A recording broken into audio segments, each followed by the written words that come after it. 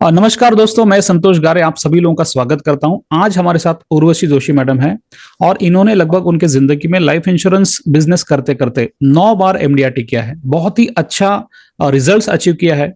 और इस रिजल्ट्स में उन्होंने किस तरीके से अपने आप को डेवलप किया, कौन कौन से ऐसी चीजें जिसकी वजह से उनका ये रिजल्ट्स आया और उनका आने वाले सालों में क्या विजन है, तो मुझे गारंटी है कि आपको इस इंटरव्यू से काफी सारी चीजें सीखने को मिलने वाली है। तो चलिए शुरुआत करते हैं। तो उर्वशी मैडम, सबसे पहले आपका स्वागत है इस इंटरव्यू में। नमस्कार सर। नमस्कार। सबसे पहला सवाल मैं आपको ये पूछना चाहूंगा कि आप थोड़ा सा हमारे व्यूअर्स को बताएं कि आप कहाँ से है, आपने ये बिजनेस कब चालू किया था और आपका ये बिजनेस करने का विचार कैसे मन में आया। नमस्कार, मैं उर्वशी जोशी हूँ। बड़ौदा शहर, गुजरात के बड़ौदा शहर से मैं वर्क कर रही हूँ। मेरी एजेंसी सर 2002 के मार्च महीने में, जब यहाँ गुजरात में दंगे हुए थे, वो हम्म। मार्च महीने में मेरी एजेंसी थी। अच्छा। एक्चुअली सब लोग विजन के साथ काम करना शुरू करते हैं। मैंने जो शुरू किया था ना, तो मुझे पता नहीं था कि भाई मुझे क्या करना है, क्योंकि मेरी जो ब्रांच है वो करियर ब्रांच है और हम्म। उसमें स्टाइफंड मिलता है। तो सर सिर्फ एड थी कि 2500 रुपये स्टाइफंड मिलेगा। वहां जाके पूछा तो बोले आपको साइन करने आना है और आपको स्टाइफंड मिलेगा। फिर मैंने आईआरडीए का जो ट्रेनिंग लिया, ये सब किया, तब थोड़ा थोड़ा विजन आया कि मुझे करना क्या है। फिर धीरे धीरे, सबसे पहले तो मेरे पास टू व्हीलर भी नहीं था। तो 9 महीने में जितना काम करते हैं तो हमको टू व्हीलर मिलेगा विदाउट इंटरेस्ट। तो उस लालच में हमने वो काम किया। तो ऐसे करते करते पहले साल में मैंने 116 पॉलिसी वो टाइम पे की थी। ये आप कब की बात कर रहे हैं, 2002 की? 2002 की बात। क्या बात है, और बताइए। हाँ, फिर उसके बाद सर थोड़ा विजन और खुला कि यदि और पैसे की रिक्वायरमेंट, तो शुरू अपना करियर स्टार्ट हुआ, 21 ईयर की मेरी एज थी। तो पैसे की रिक्वायरमेंट तो थी, तो धीरे धीरे ये भी समझने आने लगा कि इससे अच्छा और कोई काम नहीं है। क्योंकि उससे आगे मैंने एक दो जॉब की थी। तो जॉब में क्या है कि 10 से 5 आप काम करते हो और बंद जाते हो। और 5 4 बजते थे तो मुझे ऐसा लगता है कि मैं कब 5 बजे और घर जाऊं। तो मेरे दिमाग में एक तो थी, एक चीज हो गई थी कि मेरे से जॉब नहीं हो पाएगी, हम्म। क्योंकि एक बंधन होता है उसमें। और ये बिजनेस में मुझे सबसे बड़ा है कि हम फ्रीडम में रहते हैं, कि कोई हम्म। जगह पे ऐसा नहीं है कि भाई हमको इतने आवर्स देने ही है कि इस तरह से। तो सबसे बड़ा ये पॉइंट था जिसकी वजह से मैंने काम ये किया। फिर पहले साल, कोई यकीन नहीं करेगा, जब हम शुरू में वो कैशियर की लाइन में खड़े रहते थे प्रीमियम भरने के लिए, तो लोग चेक लेके खड़े रहते थे। कभी कभी उनसे गलतियां होती थी, वो मैं देखती थी ना, और मैं कैश में ही बिजनेस करती थी। तो मुझे ऐसा था कि मैं कभी चेक से बिजनेस ही नहीं करूंगी। उस ओके। लेवल से मैंने काम शुरू किया था। तो कहने का मतलब है कि बेस ही था कि क्या करना है, क्या करना है, कैसे करना है। पर सर, एक तो करियर ब्रांच थी, डेवलपमेंट ऑफिसर कोई थे नहीं। तो खुद ही सीखना था, खुद ही काम करना था। तो करते गए, सीखते गए और करते गए। तो आज 23 साल इस फील्ड में हो गए। 23 साल आपके हो गए इस फील्ड में, और मुझे गारंटी कि आपने काफी सारे कस्टमर्स को अपने सर्विस दिया होगा और आपके काफी सारे कस्टमर्स होंगे। तो आपके टोटल मिला के कस्टमर्स कितने हैं अभी फिलहाल? सर 1500 फैमिलीज है मेरे। 1500 फैमिलीज को आप सर्व करते हैं। ठीक है। यस। बहुत अच्छी बात है। मैं ये सवाल पूछना चाहूंगा कि ये 22 सालों में मुझे गारंटी है कि पहले के 5 से 6 साल 8 साल ऐसे होंगे कि जब आप सीख रहे थे, और आपने हम्म। बताया कि 9 साल से आप एमडीआरटी कर रहे हैं। और हम्म। एमडीआरटी एक बहुत ही अच्छी अचीवमेंट है, एक अच्छा मुकाम आपने हासिल किया है।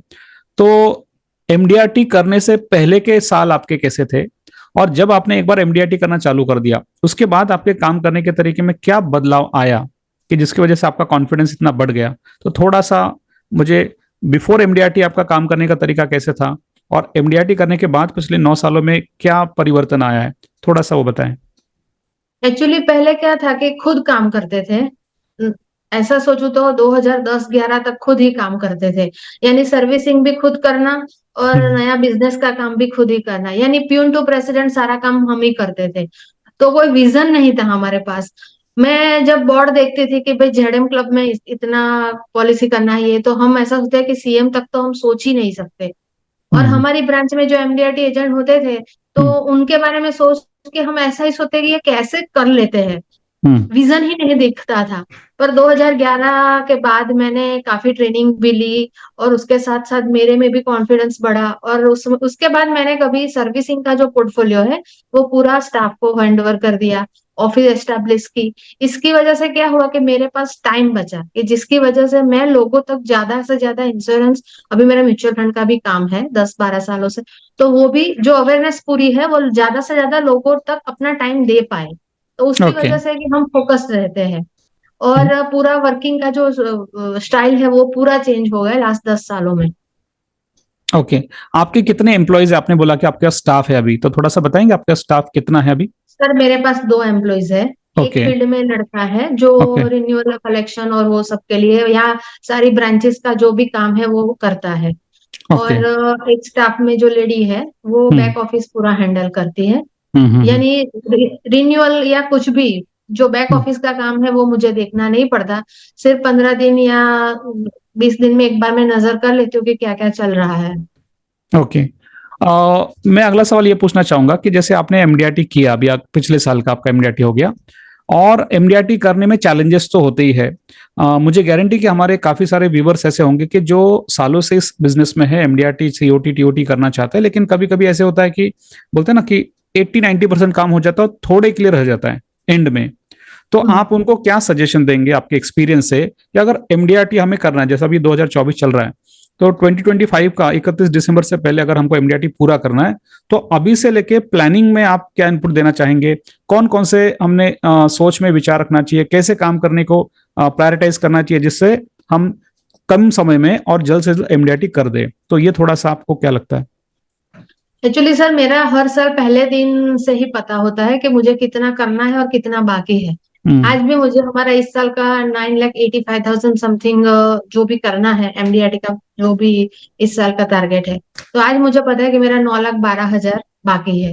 यानी अच्छा। मेरा कैलकुलेशन, हाँ मेरा कैलकुलेशन परफेक्ट चलता है उस हिसाब से। तो हम्म। उसमें मुझे क्या है कि पता होता है कि मैं कहाँ पे हूँ। और दूसरा, okay. Never give up. Hmm. Last दिन तक मैं कभी भी ये छोड़ती नहीं हूँ कि मेरा नहीं होगा। हम्म। शायद दूसरों को लगेगा कि इतना सारा बाकी है तो नहीं होगा, या पर मुझे कभी ऐसा नहीं लगता कि मेरा नहीं होगा। अच्छा, तो आपको मुझे पहले सब से ही कुछ मतलब पता है। कॉन्फिडेंस है कि एमडीआरटी तो करना ही है, और आप उसको हाँ। ट्रैक भी करते हैं कि अभी तक कितना हो गया, कितना बचा है, तो फोकस आपका पूरा रहता है। ठीक है। बहुत ही अच्छा लगा।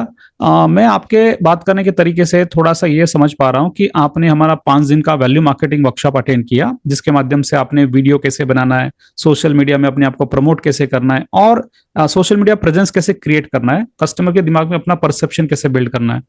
तो मुझे याद है आज भी आपका जो पहला वीडियो था, काफी अच्छे से आपने उसको प्रमोट किया, काफी व्यूज आए।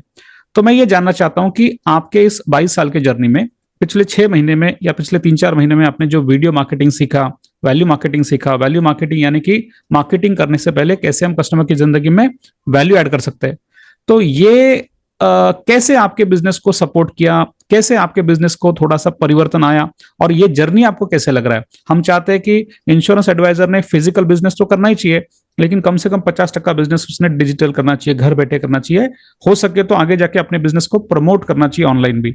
तो इसको आप कैसे देखते हैं फ्यूचर के हिसाब से? एक्चुअली सर पहले कभी ये सब कुछ सोचा नहीं था। हम्म। मैंने ट्रेनिंग सारी ली है। मैं वलसाड़, अहमदाबाद, बॉम्बे, बड़ौदा में बहुत कम ट्रेनिंग ली है। ज्यादा हम्म। दूसरे शहर में जाके ही ट्रेनिंग ली है। और वो मेरी रील की हड्डी है, उसकी वजह से मैं आज यहाँ पे हूँ, ऐसा हो। आप कह सकते हो। हम्म। मेरा मोटिवेशन समझो कि मेरा जो भी चेंजेस है वो ट्रेनिंग्स की वजह से ही हुआ है। ओके। कि दूसरों को देने से क्या मिलता है वो मैंने वहां से सीखा है। हम्म। तो वो वैल्यू देने की जो बात है वो मैंने वहां सीखी थी। और कोरोना के बाद सर एक चीज हुई कि सब कुछ डिजिटल होने लगा, लोगों को यहाँ से वहां जाना ये सब कुछ ज्यादा अच्छा भी नहीं लगता है। और अभी क्या है कि पब्लिक भी अवॉइड करने लगी थी कि भाई मिलना नहीं है। तो हम्म। वो 2-3 सालों में जो भी एमडीआरटी किया, जो भी काम किया, वो जनरली ऑफिस में बैठकर ही किया। हम्म। तो अभी एक हमारी भी हैबिट हो चुकी, सामने वाले की भी हैबिट हो चुकी है। हम्म। अभी इसी फेज को अभी काफी चीजों में अब देखते हैं कि वर्क फ्रॉम होम आज भी चल रहा है। हम्म। तो उसी यानी जो ट्रैक चल रहा है हम्म। उसमें वैल्यू मार्केटिंग की वजह से ही हम आगे बढ़ पाएंगे, ऐसा मुझे लग रहा है। तो ओके। मैं आपको, हाँ मैंने आपका जो भी एडवर्टीजमेंट कहीं पे पढ़ा या देखा, तो ऐसा था कि मैं कुछ ढूंढ रही थी और वो मुझे सामने से मिला। तो हम्म। दोनों चीजें मैच हो गई कि भाई मुझे, आप एक बार बात को आपको पता ही होगी, इम्पोर्टेंट है, अर्जेंट हम्म। नहीं है पर इम्पोर्टेंट है। वो हम्म। चीज जो मुझे चाहिए थी वो यहाँ से मिला। और हम्म। आपको बहुत सारे लोगों को अवेयर करना है एक साथ, तो आज ज्यादा से ज्यादा लोग डिजिटल प्लेटफॉर्म सोशल मीडिया पे ज्यादा होते हैं। तो वहां से ही आप किसी को पूरा एजुकेट कर पाते हैं, आपकी क्या सर्विसेज है, आप उसको किस तरह से क्या प्रोवाइड कर पाएंगे, हम्म। सामने वाला भी हमको जाने किस तरह से। तो यही, क्योंकि पूरा सब लोग वन टू वन नहीं मिल सकते, तो वैल्यू मार्केटिंग की जो भी हेल्प है उसकी वजह से मैं लोगों तक पहुंच पाऊंगी, ऐसा मुझे लग रहा है। बहुत अच्छा। ये जर्नी कैसे लगा आपको, क्योंकि इससे पहले आपने कभी वीडियो नहीं बनाए थे। तो मैं हाँ, जानता हूं कि बहुत सारे लोग वीडियो बनाना चाहते हैं, वो भी चाहते हैं कि उनका यूट्यूब चैनल बने, लेकिन कहीं ना कहीं मन में थोड़ा बोलते हैं ना कि डर होता है कि मैं वीडियो बना पाऊंगा कि नहीं पाऊंगा। तो आपका ये जर्नी कैसे रहा कि आपने वीडियो बनाए, उसको प्रमोट किया, आपके परिवार वालों का, आपके रिश्तेदारों का, आपके कस्टमर्स का रिएक्शन कैसे था ये वीडियो मार्केटिंग को लेके, क्योंकि हो सकता है अलग अलग आपको फीडबैक भी मिले हों। तो ये नहीं नहीं, कैसे था? सही है। हाँ, सही है आपकी बात। पहला वीडियो सर बनाया था ना, तो बहुत ज्यादा डर था, थ्रिल था कि भाई कैसा होगा क्या नहीं। तो वो पहला वीडियो शायद 1 मिनट या 1.5 मिनट का शॉर्ट्स ही बना।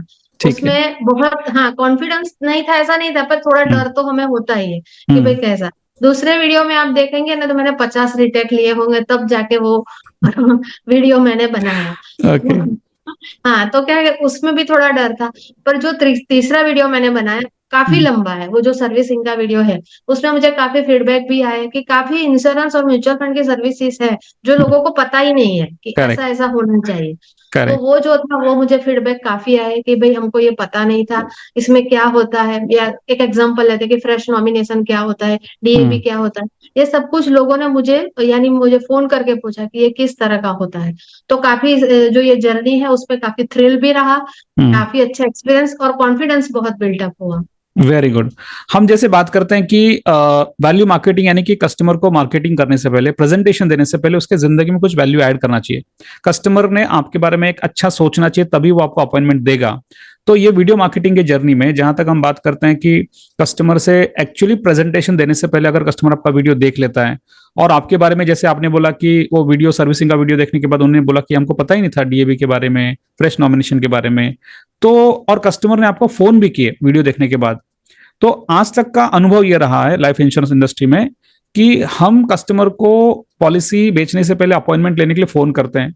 जब हम फोन करते हैं तो बहुत बार कस्टमर उसे रिजेक्ट कर देते हैं, अवॉइड करते हैं, या फिर बोलते हैं ना कि उतना अच्छा रिस्पॉन्स नहीं मिलता है इनिशियली जब हम कॉल करते हैं। और आपने ये एक्सपीरियंस किया कि आपका वीडियो देख के कस्टमर सामने से फोन कर रहे हैं, तो ये एक अलग परिवर्तन आपने फील किया। तो ये कैसे लगा आपको, मतलब इट्स लाइक डिफरेंट कि हम कस्टमर को कॉल करने के बजाय कस्टमर ही हमें फोन कर रहे हैं और हमारा अप्रिशिएशन भी कर रहे हैं, तो ये कैसे लगता है आपको? नहीं, यानी कभी सोचा नहीं कि भाई ऐसा हो सकता है। राइट। फाइनेंशियल प्लानिंग का नॉलेज काफी है, पर कोई सामने से वो लेना चाहता है, वो हम्म। पहली बार हुआ। ओके। क्योंकि हमेशा हम देना देना देना ही सीखा है, पर करेक्ट। किसी ने लेना है, हाँ, वो जो चीज है वो पहली बार यहाँ पे आई है। ओके। ओके। जैसे हम बताते हैं कि लॉन्ग टर्म में आने वाले 5 साल में भारत जो है ऑलरेडी दुनिया में 5वें स्थान पे है जीडीपी के मामले में, हो सकता है 5 से 6 साल में हम तीसरे स्थान पे चले जाइए। एक ट्रांसफॉर्मेशन है। आज भी भारत की 75% से ज्यादा जो पॉपुलेशन है वो फाइनेंशियल इलिटरेट है।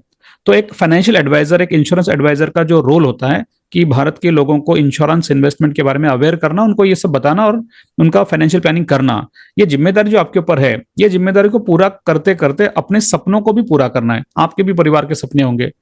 तो ये आगे के 5 साल या 10 साल के जर्नी में आपको क्या लगता है कि ये जो कल्चर है जिसके अंदर आप अपना प्रेजेंस को बढ़ा के, सोशल मीडिया प्रेजेंस को बढ़ा के, जूम मीटिंग के माध्यम से, डिजिटल मार्केटिंग के माध्यम से अपने बिजनेस को प्रमोट करे वन टू मेनी, जैसे हम फिजिकल काम करते हैं तो एक समय में एक कस्टमर को बात करते हैं, आपका वीडियो एक समय में 50, 500, 1000 लोग भी देख सकते हैं। आप जूम मीटिंग के माध्यम से एक समय में 20, 50, 100 लोगों को प्रेजेंटेशन दे सकते हैं।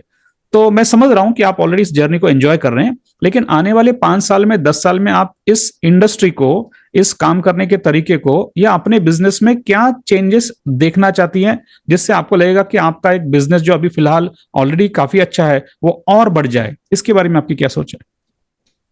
एक्चुअली सर, ये वैल्यू मार्केटिंग और ये जूम मीटिंग, ये सब कुछ जो हमने डिस्कस किया, इसके बाद मुझे ऐसा, सबसे पहले तो ये है कि जो अभी ये साल है 2024, इसमें मुझे 1000 पीपल को, जो मैं, या ऐसा सोचे कि वन टू वन नहीं मिल पाऊंगी, तो हम्म। उनको मैं अवेयर कर पाऊं जूम मीटिंग से। सबसे पहला मेरा गोल ये है। यदि उसमें मैं सक्सेस हुई तो वो दूसरे साल डबल डबल डबल होता जाएगा, और ओके। मेरा भी कॉन्फिडेंस बढ़ेगा और लोगों को भी अवेयर हम कर पाएंगे।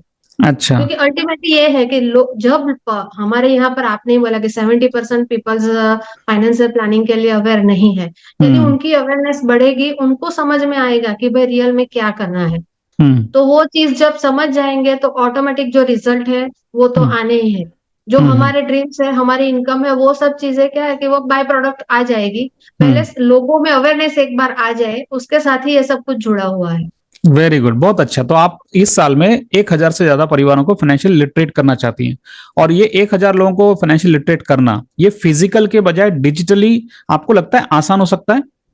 यस डेफिनेटली सर, आसान हो क्योंकि सकता है। डिजिटली हो सकता है। क्योंकि ओके। आप देखेंगे लास्ट ईयर अभी तक मेरी 13 पॉलिसीज ही हुई है। ओके। 30 पॉलिसी, तो आप हाँ। रेशियो गिनिए तो 10, यानी 10 महीने हो गए, तो हाँ। महीने की 3 पॉलिसी भी आप गिन सकते हो कि इतनी ही राइट। हुई है। तो हाँ। पर्सन टू पर्सन लोगों को मिलना और समझाना इतना पॉसिबल नहीं है। और करेक्ट। दूसरा मैं आपको बताऊं कि एज ए लेडी हम ऑफिस संभालते हैं, घर भी संभालते हैं। मेरा हम्म। लड़का 9th में, अभी 10th में आएगा, तो हम्म। उसको सब कुछ, यानी 10th का साल है, तो मेरा थोड़ा फोकस उस पे भी जाएगा। तो करेक्ट। डिजिटल मैं लोगों तक पहुंच पाऊंगी, और ये वैल्यू मार्केटिंग की वजह से ही पॉसिबल हो सकेगा।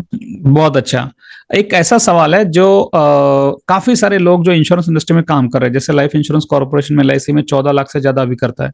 और बहुत बार ऐसे होता है ना कि ये इंडस्ट्री में थोड़ा चैलेंजेस ज्यादा है। जैसे हम कस्टमर को जाके प्लान समझाते हैं, समझाने के बाद काफी बार कस्टमर कहते हैं हम आपको सोच कर बताएंगे, और कभी कभी 10 दिन हो जाते हैं, पॉलिसी एक रिजल्ट नहीं मिलता है, 15 दिन हो जाते हैं, 15-20 दिन हो जाते हैं। हम काम तो कर रहे हैं लेकिन रिजल्ट कभी कभी थोड़ा डिले हो जाता है ना?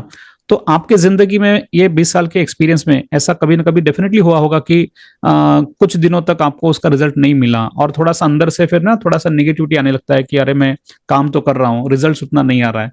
तो ऐसे फेज में एक इंसान थोड़ा सा काम करने के लेके स्लो हो जाता है।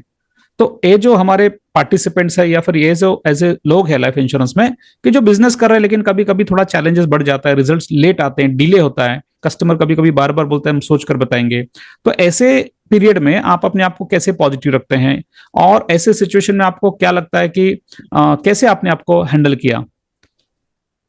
एक्चुअली सर, देखा जाए तो हर एक की लाइफ में चैलेंजेस तो आते ही है। करेक्ट। और मेरा रेशियो तो आप देखो तो महीने की 3 पॉलिसी है, तो वैसे देखा जाए तो मेरा आप कैलकुलेट करोगे तो 10 दिन में एक पॉलिसी आती है। अच्छा। सिंपल सी बात है। पर हम्म। मेरा क्या है कि मेरा पूरा जो भी फोकस है ना, कि भाई मैं जो भी वर्किंग करती हूँ तो मेरा ध्यान उसमें रहता है कि मैं ज्यादा से ज्यादा लोगों को कौन सी चीज बता पाऊं, तो जिसकी वजह से उनमें ये चीज आए कि भाई हाँ ये चीज आई है। मानो फॉर एग्जाम्पल, जीवन उत्सव प्लान हमारा LIC का लॉन्च हुआ था, तो हम्म। ज्यादा से ज्यादा मैंने सबसे पहले ये कि ये एज ग्रुप है, हम्म। तो इसमें ये एक्टिविटी करनी चाहिए, जो अलग अलग एक्टिविटी, यानी एक्टिविटी पे फोकस रहता है मेरा। मैं ये नहीं कि रिजल्ट क्या आएगा वो, क्योंकि हम्म। ह्यूमन बीइंग है, कभी कभी पूरा महीना भी निकल जाता है, एंड तक रिजल्ट ना आए, ऐसा भी होता है। पर हम्म। अभी ऐसा है कि 22 साल हो गए हैं, तो हम्म। धीरे धीरे वो जो भी ट्रेंड चल रहा है उसके साथ हम भी लाइजन में आ गए हैं कि ऐसा होता है। हम्म। ऐसा नहीं है, हमारा हर इंसान में हर टाइम पे फेलियर आता ही है। करेक्ट। अभी एक करेक्ट। नॉर्मल बात भी मैं बताऊं कि 2023 का जो MDRT था, हम्म। 5 दिसंबर को मेरा स्टाफ, जो लेडी स्टाफ 8.5 साल से मेरे साथ थी, उसको कुछ प्रॉब्लम हुई तो उसको जॉब छोड़ना पड़ा। ओ और हो। उसी दिन मेरा स्टाफ का जो लड़का था, उसका भाई एक्सपायर हो गया, अरे तो बाप रे। उसने भी 25 दिन की छुट्टी ली। अभी वो ओह। टाइम पे मुझे फील्ड मैनेज करना था, ऑफिस मैनेज करनी थी, और MDRT खत्म करना था।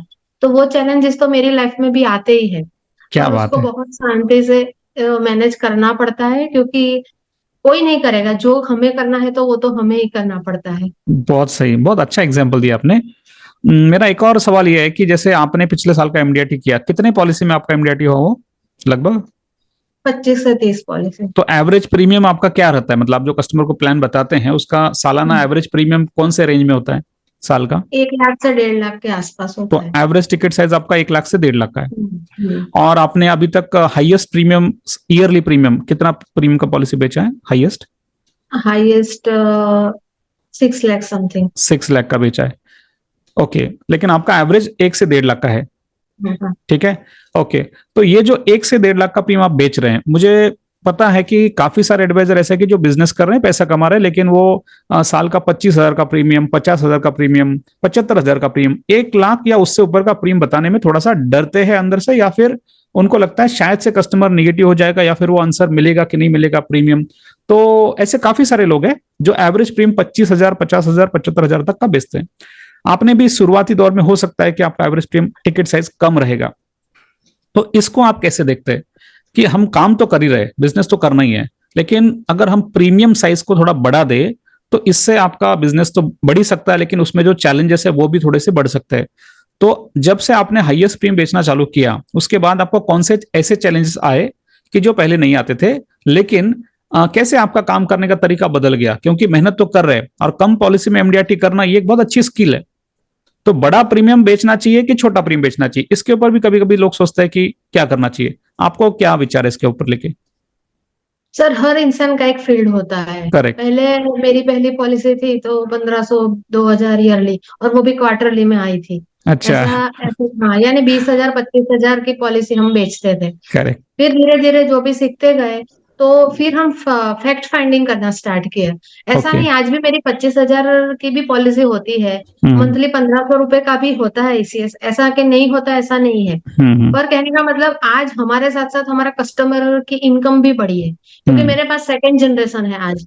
हम्म। फर्स्ट जनरेशन आज से 22 साल पहले जो 10 साल का बच्चा था, आज 32 साल का हुआ है। क्या तो बात है। हाँ, ऑब्वियस है कि उसकी इनकम बढ़ी है, उसके पेरेंट्स की इनकम बढ़ी है। सबसे ज्यादा उन लोगों का मेरे प्रति ट्रस्ट बढ़ा है कि मैंने 22 सालों से उन लोगों को सर्विस दे रही हूँ और अच्छे से प्रोवाइड कर पा रहे हैं। तो एक चीज ये आती है, और दूसरी कि इनकम बढ़ने के साथ साथ उनकी रिक्वायरमेंट, उनकी लाइफस्टाइल सब कुछ बढ़ा है। तो हम्म। इंश्योरेंस भी बढ़ना चाहिए और सेविंग पोर्शन भी बढ़ना चाहिए। बहुत तो वो अच्छा। हाँ, दो चीजें हमारे दिमाग में रहती है हमेशा। मुझे हम्म। ऐसा नहीं है कि भाई ये 25 लाख अर्निंग कर रहा है तो इसका इतना, चलो ऐसा प्लानिंग दे दिया। पूरा उसका कैश फ्लो स्टडी करते हैं, कहाँ पे उनका रिटायरमेंट में गैप है, क्या हम्म। देने से म्यूचुअल फंड सही रहेगा, एलआईसी सही रहेगा, प्लान ए प्लान बी दोनों में से क्या वर्क करेगा। सारा जो प्लानिंग है वो पूरा वर्कआउट। कभी कभी तो ऐसा होता है कि एक एक दो दो घंटे उनके प्लानिंग करने में लग जाते हैं। हम्म। ओके, बहुत तो अच्छी ये बात सब है। कुछ, हाँ, ये ओके। सब कुछ चीजें मैटर करती हैं। ठीक है, बहुत अच्छी बात है। एक अगला सवाल मेरा ये रहेगा कि जैसे आपने इतने साल में काफी सारे ट्रेनिंग्स अटेंड किए होंगे और अच्छे अच्छे ट्रेनर्स को आपने सुना होगा, और पिछले 2-3 महीने पहले आपने हमारा 5 दिन का वर्कशॉप किया, और अभी आप एडवांस कोर्स भी कर रहे हैं।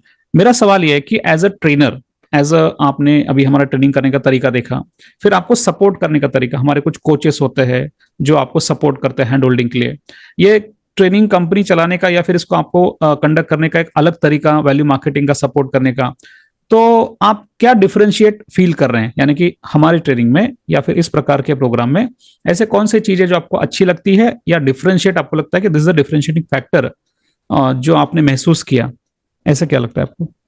सबसे ज्यादा तो ये है कि आप जो डिजिटल प्लेटफॉर्म है उसमें सबसे ज्यादा बैक जो सपोर्ट है वो बहुत जरूरी है। क्योंकि ऐसा नहीं कि भाई समझा दिया और ये हो गया, ऐसा नहीं होता है। क्योंकि हम्म। उसमें प्रैक्टिकल चीज और जो थियरी है उसमें फर्क आता है। करेक्ट। हम जहाँ पे आगे ट्रेनिंग लेते हैं उसमें क्या है, फेस टू फेस सामने बैठ के लेते हैं। तो वो हम्म। जो भी सब कुछ हमें पूरा एब्जॉर्ब हम कर लेते हैं। तो हम्म। उसमें फिर प्रॉब्लम नहीं होती है। पर ये जो वैल्यू मार्केटिंग है वो पूरा प्लेटफॉर्म डिजिटल है। अभी हम्म। डिजिटल प्लेटफॉर्म में आपको थियरी के साथ साथ प्रैक्टिकल कैसे करना है वो नहीं समझाएंगे, तो आप फिर वो प्रैक्टिकल कोर्स खत्म हो गया और फिर खत्म हो गया, कुछ नहीं आएगा। ऐसा करेक्ट। हो जाता है। तो ओके। आपके यहाँ से जो भी स्टाफ का जो हमको पूरा सपोर्ट मिलता है, तो हम्म। उसके हिसाब से क्या है कि हमको भी होता है कि नहीं नहीं, चलो ये करना है तो इसके हम्म। हिसाब से ऐसे करेंगे तो ऐसा होगा। इसमें क्या ओके। क्या चेंजेस कर सकते हैं, ये सब ओके, कुछ पॉसिबल हो पाया है।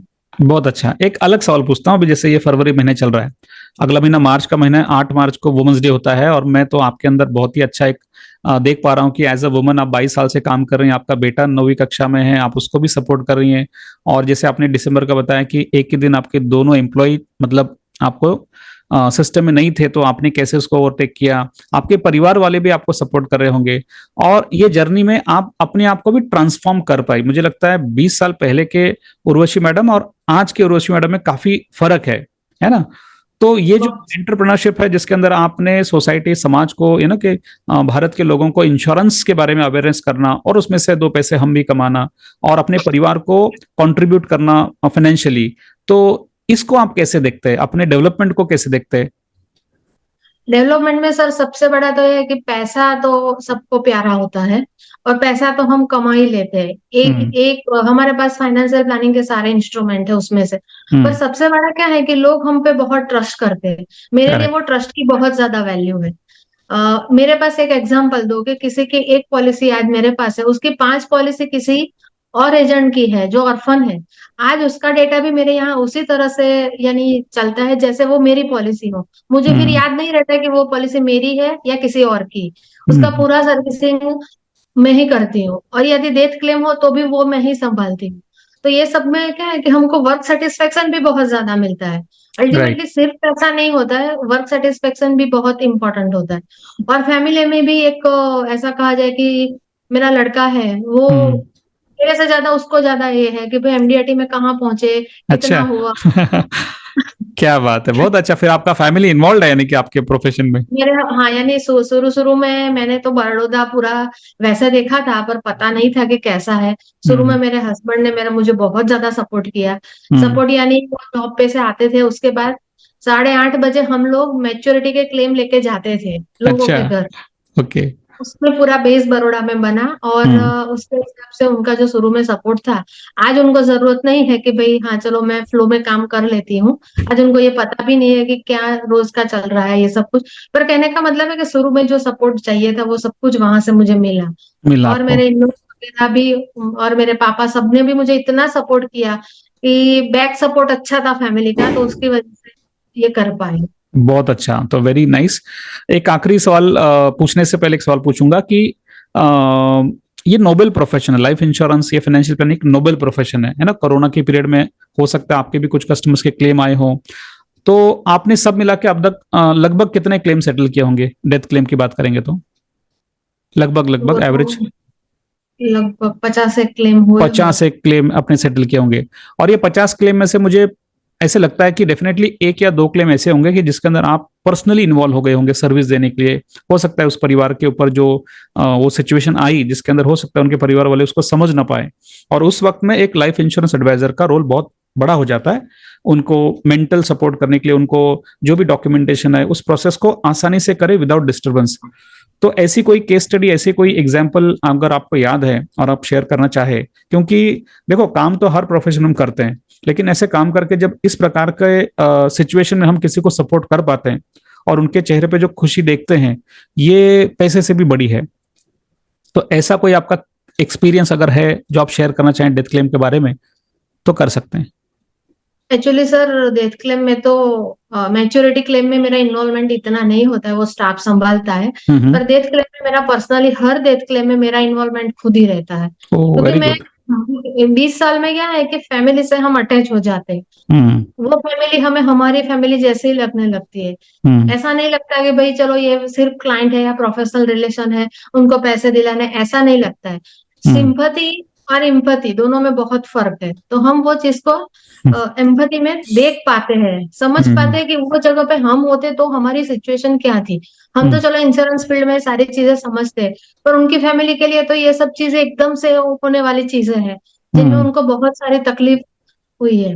अभी मैं कोरोना में ही बात करूं, मेरा एक क्लाइंट था 44 की एज उसकी। हम्म। हमने यहाँ से मेरे स्टाफ ने उनको कॉल किया था कि आपका रिन्यूअल प्रीमियम है, तो चेक हमारे पास एडवांस में पड़े होते हैं, तो बोले कि मैं भर दूं। क्लाइंट ने बोला मैं बैंक में बैठा हूँ, मैं अपना बैलेंस चेक कर लूं, उसके बाद आप डालना चेक।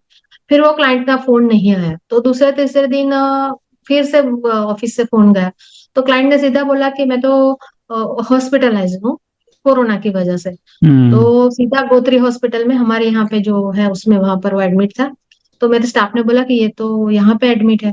तो मैंने वो लड़के को ऐसे बोला कि भाई तेरे अकाउंट में पैसे हैं, नहीं है तो मैं एक बार वो पैसे भर दूं, तुम्हें कुछ नहीं होगा मुझे पता है, पर फिर भी तो कि नहीं नहीं पैसे है आप चेक डाल दो, कोई इश्यू हम्म। नहीं है। मुझे भी कॉन्फिडेंस था कि उसको कुछ नहीं होगा, उसको भी कॉन्फिडेंस था कि कुछ नहीं होगा।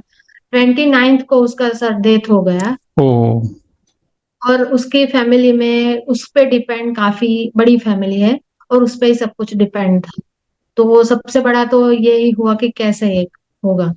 अभी उसमें पूरा जो डेथ क्लेम है वो यह मेरे यहाँ से 70 किलोमीटर दूर है उसका घर, पर पूरा वो जो क्लेम सेटल करवाया और सब कुछ फैमिली के तो फैमिली का ट्रस्ट भी सर उस लेवल से बढ़ा कि भाई जो भी पैसे आए तो वो सारे पैसे उनके बच्चों में, उनकी वाइफ में उस तरह से डिस्ट्रीब्यूट किए कि हर साल उनको कोई ना कोई पैसा मिलता रहे, तो उनकी हम्म। फैमिली को दिक्कत ना आए।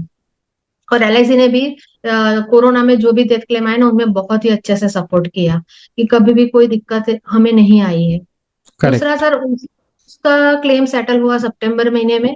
अप्रैल हम्म। में डेथ हुई, सितंबर में उनका पैसे फैमिली को मिले, वो सब री इन्वेस्ट हुए। हम्म। और नवंबर महीने में उनका बड़ा लड़का था 19 साल का, तो उसके यानी शॉर्ट सर्किट में उसकी डेथ हो गई, वही हम्म। बंदे की। ओहो। अभी 19 साल का था, और एक्सीडेंट बेनिफिट यानी वो सब मिला के अभी पॉलिसी 3 महीने की थी लड़के की, तो उसका भी डेथ क्लेम फिर कंप्लीट किया। यानी ऐसा कभी कभी ऐसा होता है कि भाई डेथ क्लेम से ज्यादा फैमिली से हम ज्यादा अटैच होते हैं करेक्ट हर करेक्ट। केसेस।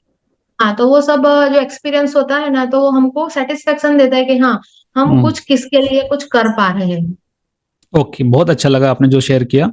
मेरा अगला सवाल ये रहेगा कि काफी सारे लोग हैं लाइफ इंश्योरेंस इंडस्ट्री में, जैसे 14 लाख एडवाइजर है, उसमें से काफी सारे एडवाइजर ऐसे हैं कि शायद से उनको अभी तक वैल्यू मार्केटिंग नहीं पता क्या है। ठीक है। और वो इस सिस्टम को नहीं जानते कि ये करने से कितना आसानी से आपका बिजनेस ग्रो हो सकता है। तो ऐसे लोगों को जिन्होंने अभी तक ये प्रोग्राम अटेंड नहीं किया है लेकिन जो सोच रहे करूं कि नहीं करूं, तो आप क्या सजेस्ट करेंगे आपके तरफ से, क्योंकि आपने अभी देखा ये प्रोग्राम क्या है, उससे आपको फायदा क्या हुआ है। तो जो नए लोग हैं जो स्पेसिफिकली इस प्रोग्राम के बारे में नहीं जानते, आप उनको क्या सजेस्ट करेंगे। एक्चुअली मेरा सजेशन यही होगा कि 1 to 1 किसी से मिलके आप सबको अवेयरनेस फैला सकते हो तो ठीक है, पर 1 to many आपको एक ही जगह से बहुत सारी जगह पे अवेयरनेस फैलाना है तो वैल्यू मार्केटिंग के सिवा आपके पास ऑप्शन नहीं है। ओके। सिंपल सी बात, क्योंकि ये करेंगे तो ही आप काफी लोगों तक पहुंच पाएंगे, और वो भी सिस्टमेटिक वे में।